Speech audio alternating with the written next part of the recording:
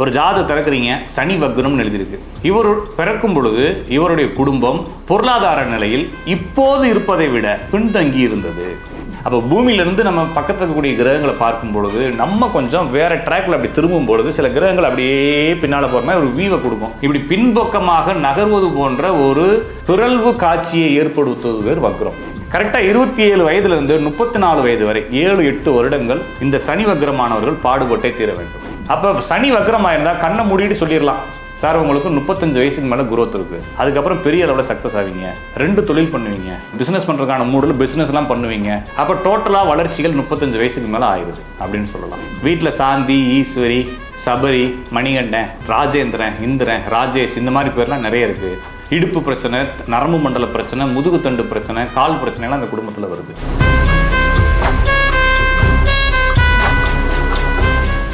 பக்தி கஃபே தமிழ் நேயர்கள் அனைவருக்கும் வணக்கம். நான் உங்கள் ஜோதிடன் ராஜநாடி காப்பா. தொடர்ச்சியாக ஜோதிடம் பற்றிய பல தகவல்களை இந்த சேனலில் ஒவ்வொருத்தருக்கும் புரிகிற மாதிரி எளிமைப்படுத்தி அந்த ஜோதிட வார்த்தைகளை நிறைய பயன்படுத்தாமல் சமஸ்கிருத வார்த்தைகள்லாம் குறைச்சி உங்களுக்கு புரிகிற மாதிரி சொல்லிக்கிட்டே வரோம். நிறைய மக்களுடைய ஆதரவுகள், உங்களுடைய கொஸ்டின்ஸ்லாம் பார்க்கும்பொழுது இன்னும் நிறைய பேச வேண்டியது இருக்குது. ஏன்னா இப்போ பேசிக்கிட்டு இருக்கிறது, தொடர்ந்து பேசியிருக்கக்கூடிய சில தகவல்கள் எல்லாமே, தலைப்புகள் எல்லாமே நீங்கள் கேட்ட தலைப்புகள் தான். ஸோ நீங்கள் கேட்கக்கூடிய சப்ஜெக்டை நான் எளிமைப்படுத்தி சொல்லிக்கிட்டு இருக்கேன். அதில் எல்லாருமே பொதுவாக கேட்ட கேள்வியில் இந்த சனி வக்ரமானால் என்ன சார் செய்யுது அப்படின்னு கேட்குறாங்க. பொதுவாக சனி வக்ரம் அப்படின்னா என்னன்றதை தெரிஞ்சுக்கணும். மொத்தம் 5 கிரகங்கள் தான் வக்ரமாகும். சூரியன், சந்திரன், ராகு, கேது வக்ரம் கிடையாது. சிலர் ராகு கேதுவுமே வக்ரம்னு எழுதுவாங்க, வா அப்படின்னு போட்டிருப்பாங்க, ரெட்ரோகிரேடுன்னு எழுதியிருப்பாங்க சில சாஃப்ட்வேரில். சிலர் பொதுவாக ராகுவே வக்ரம் நினைப்பாங்க. வக்ரம் அப்படின்னா பின்னோக்கிய நகர்வு அப்படின்னு தான் அர்த்தமே தவிர, ராகு கேது பின்னோக்கி நகரில் அதனுடைய நகர்வு டைரக்ஷனே பின்னோக்கி தான். அது ரிவர்ஸ் அந்த மோடில் தான் போயிட்டு இருக்கு. அதனால அது பின்னோக்கி நகரில், அது ஃபார்வேர்டில் தான் மூவ் ஆகிட்டு இருக்கு. இதில் சார் கிரகங்கள் உண்மையிலே பின்னோக்கி நகருதா? ஒரு ட்ராக்ல நம்ம எல்லா பேரும் ஒரு 10 வண்டிகள் போயிட்டு இருக்கு. அதில் நம்ம ஒரு வண்டியில் போயிட்டு இருக்கோம். சில நேரத்தில் அந்த வண்டி கொஞ்சம் ஸ்லோவாகவோ இல்லைனா கொஞ்சம் ஃபாஸ்ட்டாகவோ போகும்போது, இல்லை நம்ம கொஞ்சம் ஃபாஸ்ட்டாக போகும்போது நம்ம வண்டியிலேருந்து உட்காந்து அந்த வண்டியை பார்த்தோம்னா அந்த வண்டி ரிவர்ஸில் போகிற மாதிரி சில நேரத்தில் தெரியும். அவர் 80ல் போய்கிட்டு இருப்பார், நம்ம 100ல் போய்கிட்டு இருப்போம். அந்த 100ல் நம்ம அப்படியே போய் கிராஸ் பண்ணும்போது அந்த வண்டி ஃபார்வேர்டில் தான் போய்கிட்டு இருக்கோம். ஆனால் நம்மளை பொறுத்தளவுக்கு நம்ம கொஞ்சம் வேகமாக போகிறப்போ அந்த வண்டி நம்மளை அப்படியே பேக்கில் போகிற மாதிரி தெரியும். நமது பார்வையில் இங்கே என்னன்னா ஜியோ சென்டரிக் வியூன்னு சொல்கிறோம். ஜியோ சென்டரிக்னா பூமியிலிருந்து பார்க்கக்கூடிய பார்வைன்னு சொல்கிறோம். அப்போ இது விஞ்ஞானம் இல்லையா, அறிவியல் இல்லையா, ஜோசியம் அப்படின்னு சொல்லி சிலர் கேட்கலாம். விஞ்ஞானம்னாலே சூரியன் தானே சார் மையம் அப்படின்னு கேட்கலாம். எல்லா மையங்களையும் விஞ்ஞானம் பயன்படுத்துகிறது. இப்போ ஜியோ சென்டரிக் புவிமைய கோட்பாடுன்னு அறிவியலில் சயின்ஸ்லாம் இருக்குது. அப்படி புவிமைய கோட்பாடுங்கிறது, ஏன்னா நம்மளுடைய கண்கள் எங்கே இருக்குங்க, பூமிக்குள்ளே தானே இருக்குது. அப்போ பூமியிலிருந்து நம்ம பக்கத்தில் இருக்கக்கூடிய கிரகங்களை பார்க்கும் பொழுது நம்ம கொஞ்சம் வேற ட்ராக்ல அப்படி திரும்பும் பொழுது சில கிரகங்கள் அப்படியே பின்னால் போகிற மாதிரி ஒரு வீவை கொடுக்கும். இப்படி பின்பக்கமாக நகர்வது போன்ற ஒரு பிறழ்வு காட்சியை ஏற்படுத்துவது பேர் வக்ரம். சார் அப்படின்னா அது பிறழ்வு காட்சி தானே, அதை அப்படியே விட்டுறலாம்ல, அது ஒரு கற்பனை காட்சி மாதிரி தானே இருக்குது அப்படின்னா சூரியன் நம்ம பூமியை சுற்றி வருதா அப்படின்னு கேட்டிங்கன்னா இல்லை. சூரியன் எங்கே இருக்குங்க, சூரியன் மையத்தில் நிலையாக இருக்கிறது, பூமி தான் நம்ம சூரியனை சுற்றி வருது இல்லைங்களா. ஆனால் நம்ம எங்கேருந்து பார்க்குறோம் அப்படின்னா பூமியிலேருந்து பார்க்கும் பொழுது இந்த சூரியன் நம்மளை சுற்றி ஒரு வருஷத்துக்கு ஒரு தடவை சுற்றி வர்றது போல தெரியும். அந்த டைமும் தெரியும், அதே மாதிரி டெய்லியுமே நம்மளை சுற்றி வர்றது போல தெரியும் இல்லைங்களா.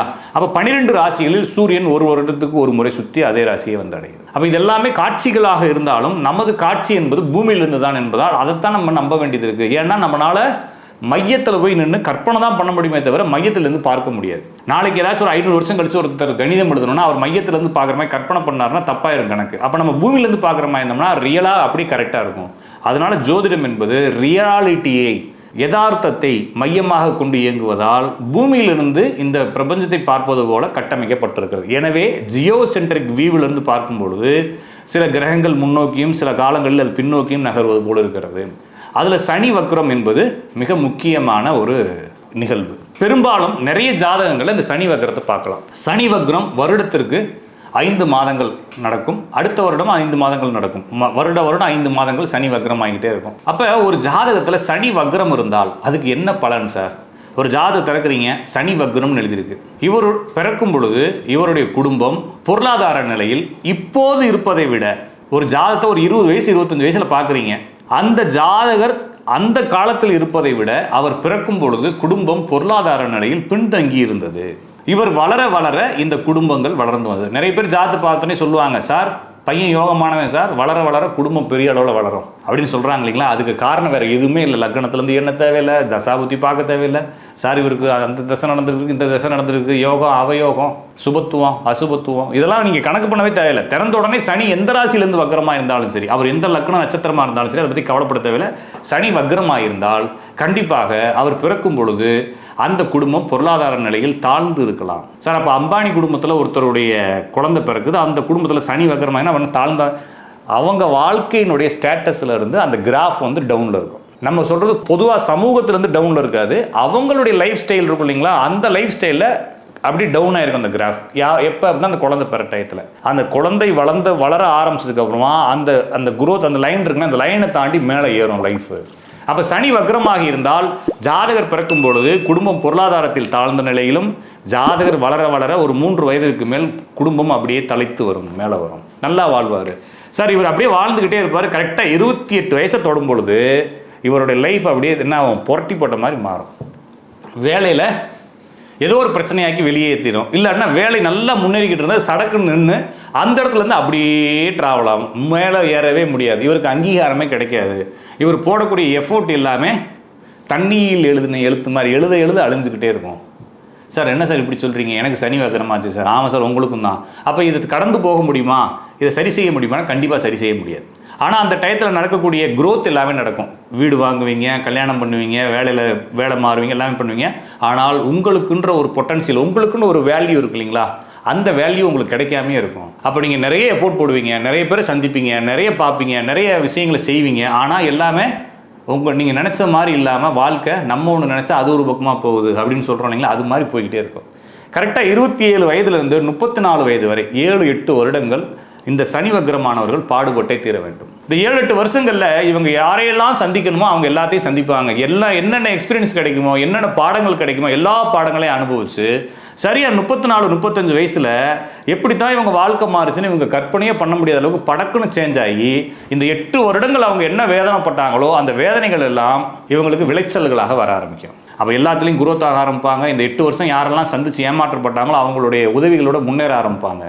அப்போ சனி வக்ரமாக இருந்தால் கண்ணை மூடிட்டு சொல்லிடலாம், சார் உங்களுக்கு 35 வயசுக்கு மேலே குரோத் இருக்குது, அதுக்கப்புறம் பெரிய அளவில் சக்ஸஸ் ஆவீங்க, 2 தொழில் பண்ணுவீங்க, பிஸ்னஸ் பண்ணுறதுக்கான மோட்டிவேஷன்லாம் இருக்கும், பிஸ்னஸ் பண்ணுறதுக்கான மூடில் பிஸ்னஸ்லாம் பண்ணுவீங்க. அப்போ டோட்டலாக வளர்ச்சிகள் 35 வயசுக்கு மேலே ஆயிடுது அப்படின்னு சொல்லலாம். இதில் சனி வக்ரமானவங்க ஊருக்குள்ளே வசிக்கிறது இல்லை, பொதுவாக பூர்வீகத்துலேருந்து வெளியேறிடுறாங்க, தொலை தூரத்துக்கு போயிடுறாங்க, உறவுகளோட ஒட்டி வாழ்றதில்ல, உறவுகள்லேருந்து கொஞ்சம் ஒதுங்கி வாழ்கிறாங்க. பூர்வீக சொத்துக்களை வந்தாலும் இவங்க பயன்படுத்துறதில்ல. பூர்வீகத்தில் யாராச்சும் ஒருத்தவங்க மிஸ் ஆகியிருந்தாங்கன்னா அவங்களுக்கு ஏதாவது குடும்ப பிரச்சனை, முன்னேற முடியாமல் போயிடுறாங்க. வீட்டில் சாந்தி, ஈஸ்வரி, சபரி, மணிகண்டன் இந்த மாதிரி பேர்கள், ராஜேந்திரன், இந்திரன், ராஜேஷ் இந்த மாதிரி பேர்லாம் நிறைய இருக்குது. இடுப்பு பிரச்சனை, நரம்பு மண்டல பிரச்சனை, முதுகுத்தண்டு பிரச்சனை, கால் பிரச்சனைலாம் அந்த குடும்பத்தில் வருது. பொதுவாக இந்த சனி வக்ரமானவங்க சர்வீஸ் ஓரியன்டான எந்த தொழில் செஞ்சாலும் அதில் ஒரு 10 பேர் உதவுற அளவுக்கு தான் தொழில் செய்வாங்க. நிறைய தான தர்மங்கள் செய்யக்கூடிய அந்த பிஹேவியர் உங்களுக்கு இருக்கும். ஆரம்ப காலத்தில் நிறைய பேரை வெறுத்து இருந்தாலும் போக போக எல்லாத்தையும் அனுசரித்து வாழ்வாங்க. ஒரு வேலை செய்யறதில் அசிங்கப்பட மாட்டாங்க. இந்த சனி வக்ரமானவங்களை ஒருத்தர் வராரு, ஏதாச்சும் ஒரு பிரச்சனை ஆகுது, ஒரு ஆக்சிடென்ட் கூட ஆகுதுன்னு வச்சுக்கோங்களேன், டப்புன்னு போய் அந்த இடத்த க்ளீன் பண்ணி அவரை எடுத்து போட்டு அவருக்கு துணியை போட்டு கட்டி அவர் ஆம்புலன்ஸில் ஏற்றுறது யாருன்னு பார்த்தீங்கன்னா அந்த சனி வக்ரமான ஆள் தான். மீது எல்லா பேரும் அருவருப்பாய் ஒதுங்கி நிற்பாங்க. அந்த சனி வக்ரமான ஆள் என்ன செய்வார்னா இறங்கி எந்ததை பற்றியும் யோசிக்க மாட்டார். உதவக்கூடிய பண்பு, எந்த தொழில் செய்கிறோம் அப்படிங்கக்கூடிய அந்த அருவருப்பு இல்லாமல் எந்த தொழில் வேணாலும் செய்யலாம், அசிங்கம் இல்லை, பிச்சை மட்டும் எடுக்கக்கூடாதுன்னு சொல்கிறாங்க இல்லைங்களா, அந்த மாதிரி ஒரு குணம் இருக்கக்கூடிய ஆள் வந்து இந்த சனி வக்ரம். இந்த சனி வக்ரம் பெண்களுக்கு இருக்குன்னு வைங்களேன். சார் நீங்கள் எல்லாமே ஆண்களுக்கு மாதிரியே சொல்லிட்டு வரீங்களே சார், அப்போ பெண்களுமே வேலைக்கு தானே போகிறாங்க. சார் என்னுடைய ஒய்ஃப் வேலைக்கு போகலை, என்னுடைய ஒய்ஃப் வந்து ஹவுஸ் ஒய்ஃப் தான், என் ஒய்ஃபுக்கு வந்து 25-26 வயசு ஆகுது அப்படின்னா என் ஒய்ஃபில் சனி வக்ரம் இருக்குன்னு நீங்கள் நினச்சிங்கன்னா உங்கள் ஒய்ஃபுக்கு கரெக்டாக 28 வயசு ஆகும் பொழுது உங்கள் ஜாதகத்தில் சனி வக்ரம் இல்லாவிட்டாலும் உங்கள் ஒய்ஃபுக்கு கரெக்டாக 25 வயசு ஆகும்போது உங்களுக்கு வேலையில் பிரச்சனை ஆரம்பிக்கும். உங்கள் ஒய்ஃபு 35 வயசு ஆகிற வரைக்கும் நீங்கள் படாத பாடு எல்லா சிக்கல்களையும் சந்திப்பீங்க. 35 வயசுக்கு அப்புறம் படக்குன்னு மேலே வரீங்க. அப்போ ஒரு குடும்பத்தில் ஒரே ஒரு சனி வக்ரம் இருந்தால் அந்த சனி வக்ரம் உள்ள நபருக்கு 27 வயது முதல் 34 வயது வரை அந்த குடும்பமே படாத பாடுபடும். அந்த நபருக்கு 35 வயசு ஆனதுக்கப்புறம் பெரிய அளவில் வளர்ச்சி கிடைச்சிடும். அப்போ சனி வக்ரம் என்பது பொதுவாக இந்த தொழில் ரீதியாக பாடுபடக்கூடியது. இந்த சனி வக்ரமானவங்களுக்கு 2 வகையில் வருமானங்கள் வரும். ஏதாச்சும் வட்டிக்கு விடுறது, பேங்க்ல டெபாசிட் பண்ணுறது, வாடகைக்கு விடுறது, நிலையான வருமானங்கள், பேசிவ் இன்கம்னு சொல்லுவாங்க. பேசிவ் இன்கம் கூட நான் கஷ்டப்பட்டு வரக்கூடிய இன்கம் இல்லாமல் யாராச்சும் ஒருத்தவங்க கஷ்டப்பட்டு ரெடி பண்ணி வச்சுருப்பாங்க, அதில் எனக்கு இன்கம் வரும். இந்த மாதிரி தன்மைகள் வந்து இந்த சனி வக்ரத்தில் இருக்குது. அப்போ சனி வக்ரம் என்பது ஆரம்ப காலத்தில் தொல்லையாகவும் பிற்காலத்தில் மிகப்பெரிய நன்மையும் தொழில் ரீதியாக கொடுக்கக்கூடிய தன்மை. அதுக்கப்புறமா ஜெனட்டிக்காக வரக்கூடிய தற்கொலை எண்ணங்கள், ஜெனட்டிக்காக வரக்கூடிய மனோ பிரச்சனை, பூர்வீகத்தின் வழியாக வரக்கூடிய தொல்லைகள், பூர்வீகத்தில் வாழ்வதில் தடைகள், இது மாதிரி மனோரீதியான குழப்பங்களை கொடுத்துக்கிட்டு இருக்கோம். இந்த சனி வக்ரமானவங்க குடும்பத்தில் யாராச்சும் ஒருத்தவங்களுக்கு மனநோயோ மன அழுத்தங்களோ இருந்துகிட்டு தான் இருக்குது. அப்போ சனி வக்ரம் என்பது ஒரு விதத்தில் மனிதனுடைய வாழ்க்கையில் நம்ம பார்க்கும்பொழுது அவனுடைய வாழ்க்கையில் மேன்மையான ஒரு மக்களை கிரியேட் பண்ணுறது இந்த சனி வக்ரம். சனி வக்ரம் உங்களுடைய ஜாதத்திலோ அல்லது உங்களுடைய குழந்தைகளுடைய ஜாதத்திலோ இருந்தால் கண்டிப்பாக உங்கள் குடும்பத்தில் ஒரு சின்ன டவுன் ஆகிட்டு திருப்பி பெரிய அளவில் ஹைக் ஆவீங்க. சனி வக்ரமானவங்க கண்டிப்பாக மிகப்பெரிய அறிவு தேர்ச்சியோடு இருப்பாங்க தொழில் விஷயத்தில். இந்த ஒர்க்கஹாலிக்குன்னு சொல்லுவாங்க. எப்போ பார்த்தாலும் வேலையிலேயே கவனமாக இருக்க ஆளு பார்த்துருக்கீங்களா, இந்த சனி வக்ரமானவங்க தான்.